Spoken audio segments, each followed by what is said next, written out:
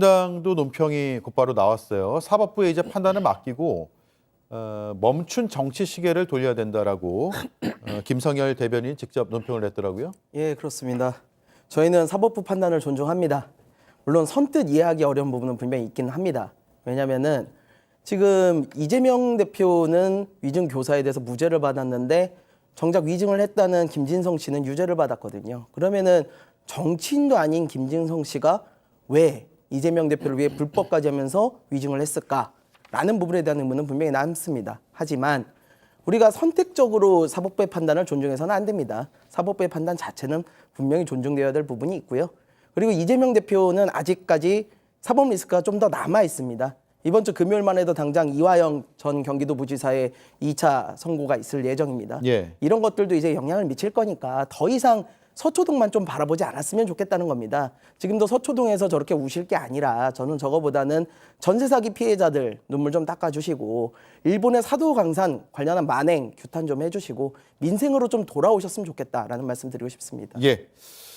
자, 이 대표의 위증교사 사건은 22년 전으로 거슬러 올라가야 합니다. 2002년 이재명 대표는 KBS PD와 공모를 해서 검사를 사칭해서 전화 취재를 한 사건으로 벌금 150만 원을 선고받았습니다. 2018년에는 방송 토론에 나와서 검사 사칭 사건이 누명이었다라고 말하면서 이게 공직선거법 위반 혐의로 기소가 됐습니다. 하지만 결국 대법원에서 무죄 취지의 파기환송 결과가 나왔죠.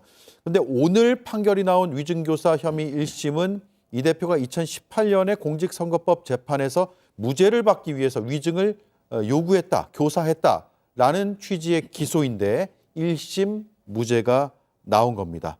그러니까 참 오래된 맥락이 있는 사건이에요. 자, 그러면 김병량 전 성남시장의 수행비서였던 김진성 씨에게 위증을 요구했다는 그 녹취를 다시 한번 들어보겠습니다.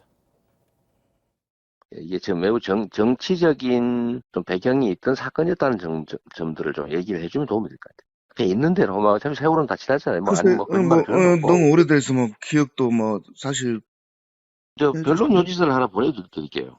예, 그래도 그때는 우리 주장이었으니까 한번 기억도 되살려보시고. 서영주 의원님, 네. 1심 무죄 선고를 내리면서 재판부는 저 부분을 어떻게 판단했습니까? 저게 이제 16년 전 기억이다라는 부분들도 고려돼야 된다라고 얘기를 했습니다. 그다음에 이게 따지고 보면 18년도에 이 재판 과정이 이재명 당시 지사에게는 매우 중요했기 때문에 당연히 방어권 차원에서 증언을 요구한다 하는 것이다.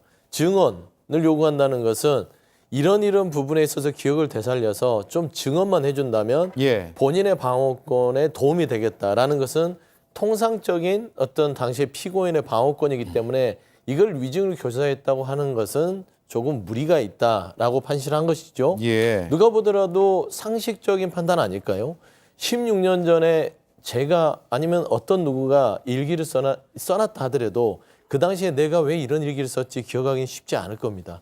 근데 일기도 없이 기억으로만 16년 전 일을 기억한다?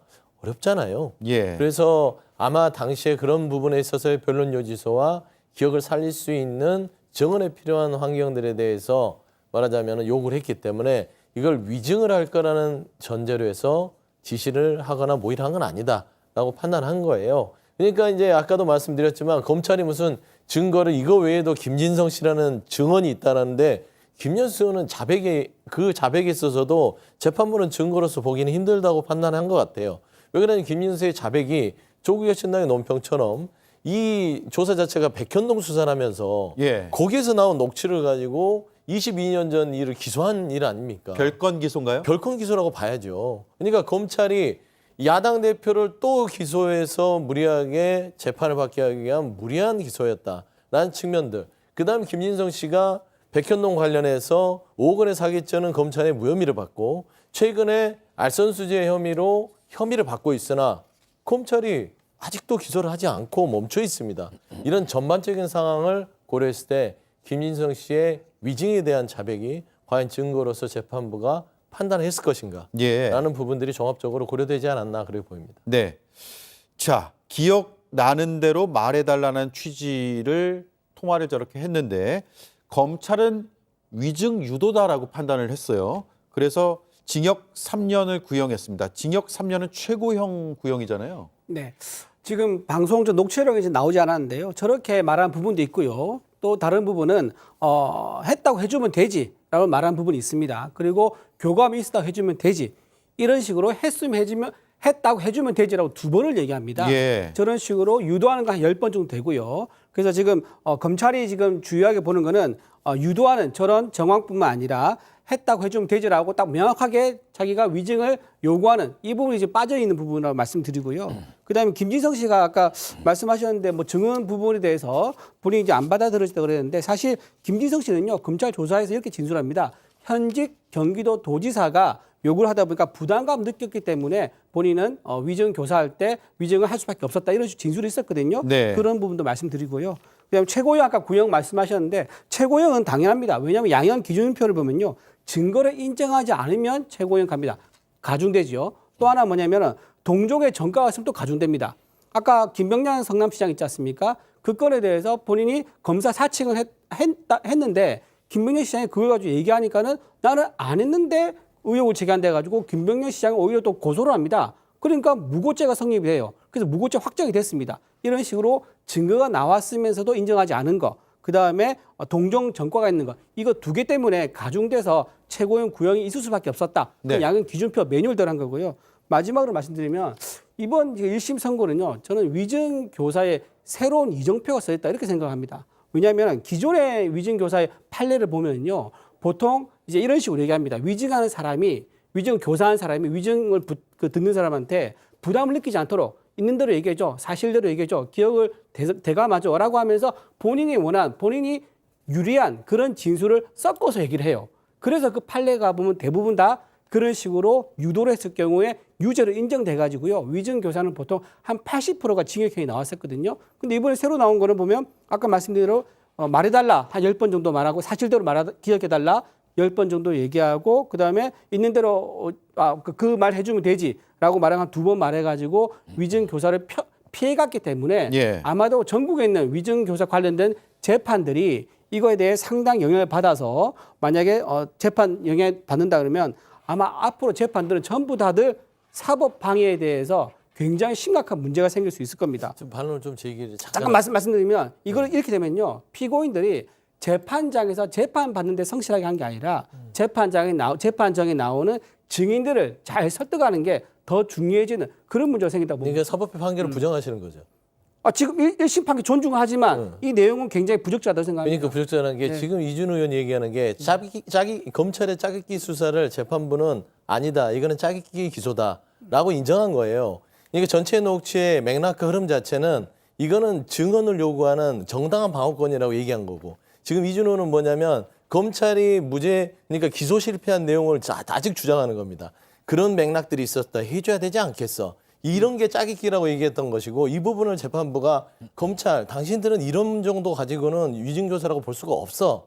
당신들 공소가 형편없어라고 하면서 무죄를 내린 거기 때문에 저는 이 부분에 대해서는 검찰이 정말로 이재명 대표의 위증교사를 입증할 수 있는 다른 증거가 없이는 이 건을 가지고는 더 이상 뒤집을 수 없다.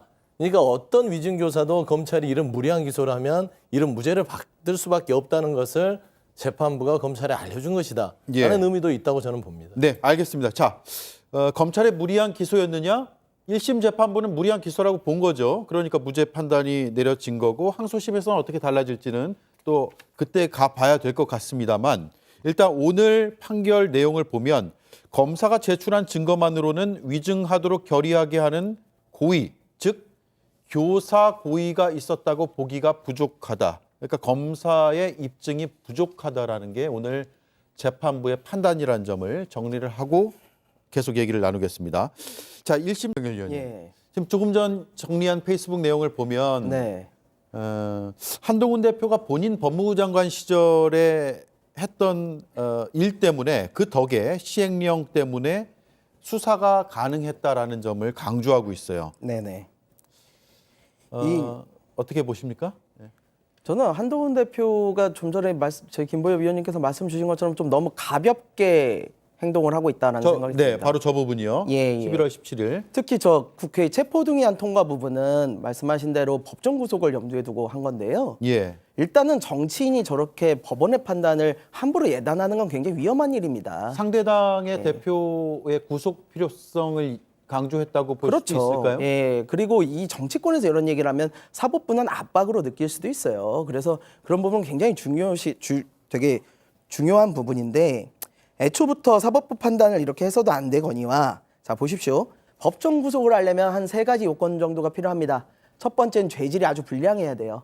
그리고 증거인멸 또는 도주 우려가 있어야 돼요. 사실 이게 죄질 위증교사 자체는 죄질은 되게 안 좋긴 합니다만 그렇다고 야당 대표를 구속할 정도의 일이냐라는 부분에 대한 의문이 하나 있고요. 그다음에 이게 지금 증거는 이미 옛날에 다 확보가 된 일이기 때문에 지금 와서 증거인멸 할 게 없어요. 그러면은 도주 우려 어딜 도망가시겠습니까? 그래서 법정 구속이라는 말 자체가 처음부터 되게 실현되기 어려웠던 일인 것은 맞습니다. 그리고 중요한 것은 지금 이재명 대표가 유죄건 무죄건 어쨌거나 도이치모터스 주가 조작이 무죄가 되는 건 아니에요. 그리고 명품백 받으신 사실도 없어지는 게 아니거든요. 그래서 예. 저는 이재명 대표는 이재명 대표대로 가고 김건희 여사 문제는 또 김건희 여사 문제대로 다뤄야 되는데 왜 국민의힘은 김건희 여사 문제에 대해서는 아무런 얘기를 안 하느냐라는 이야기를 하고 싶습니다. 한동훈 대표가 선택적으로 발언하고 있다. 네, 이 말씀이네요. 예.